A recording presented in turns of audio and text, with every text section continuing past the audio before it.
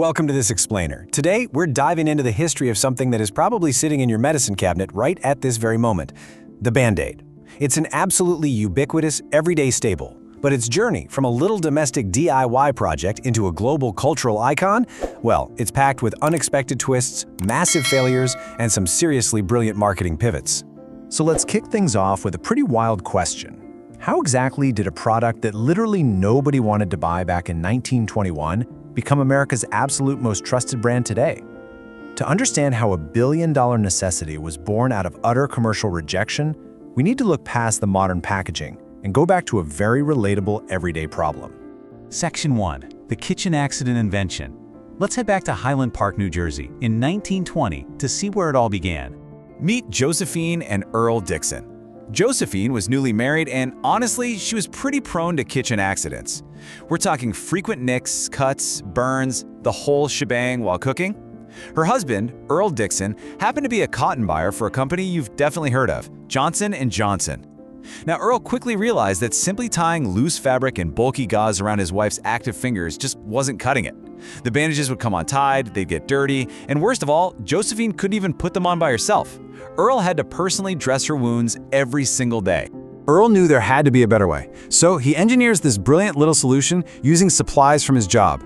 He takes an 18-inch strip of surgical tape, lays down a line of cotton gauze right down the middle, and here is the genius part. He covers the sticky sections with a crinoline fabric backing. That fabric layer was the magic touch, keeping the tape from sticking to itself when it was rolled up. Now, whenever Josephine had a kitchen accident, she could just easily unroll a little bit, cut off the exact size she needed, and apply it with one hand. It was an instant success in the Dickson household. Section 2. How Boy Scouts Saved Band-Aid. Earle's boss loved the idea and quickly put it into production, but hitting the market was far from a fairy tale.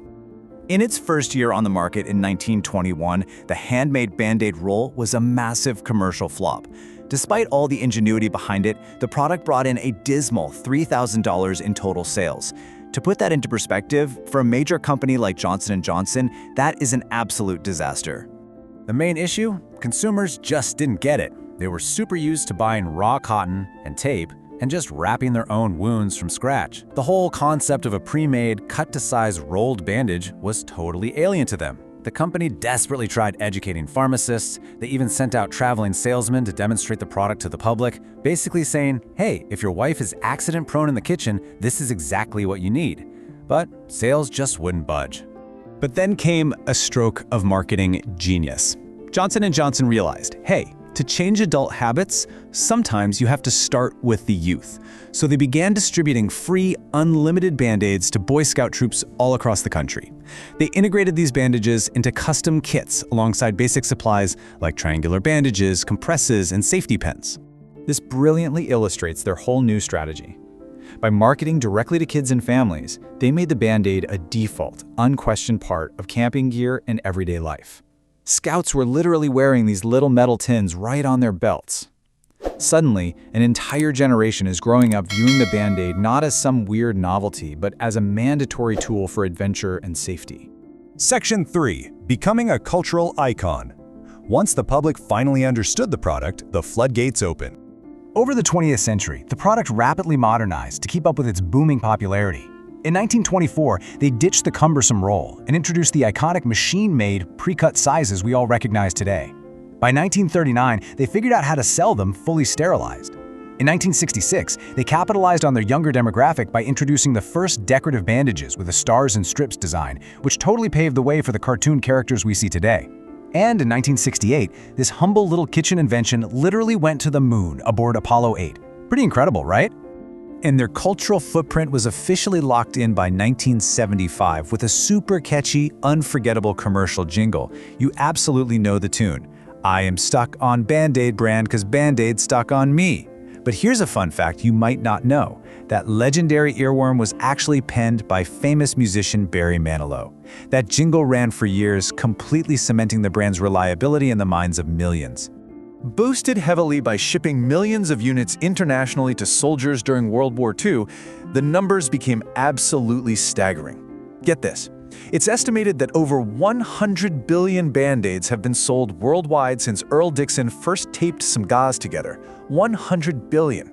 Because of this insane, unprecedented success, the term Band-Aid became what lawyers call a genericized trademark in the US, Canada, and South America. Just like Kleenex or Hoover, the brand name became the common, everyday word for the entire category of adhesive bandages. Because of this, the company continuously has to fight to protect its official trademark, always reminding people in their marketing that it's specifically the Band-Aid brand adhesive bandage. Section 4. Evolution and Inclusive Design. Now, as we track its modern legacy, we have to look at how the brand adapted to a changing society. There was a pretty glaring blind spot in the product's history.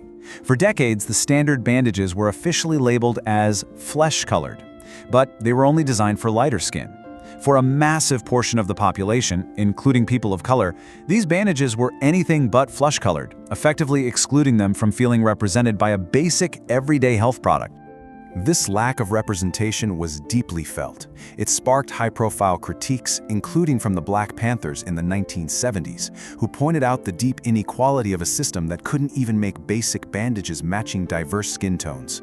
It frustrated everyday consumers too, especially mothers. 66-year-old Orndue Johnson recalled to The Atlantic how she'd have to look at that flesh-colored box and explain to her kids, well, that's not your flesh.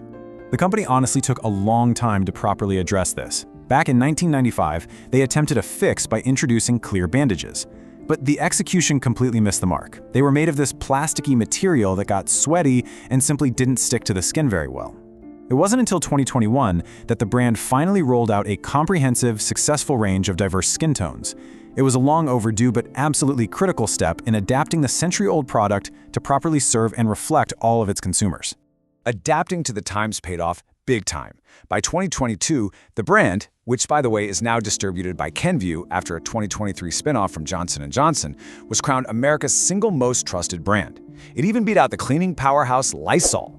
It really stands as a testament to how deeply ingrained this simple invention has become in our daily lives.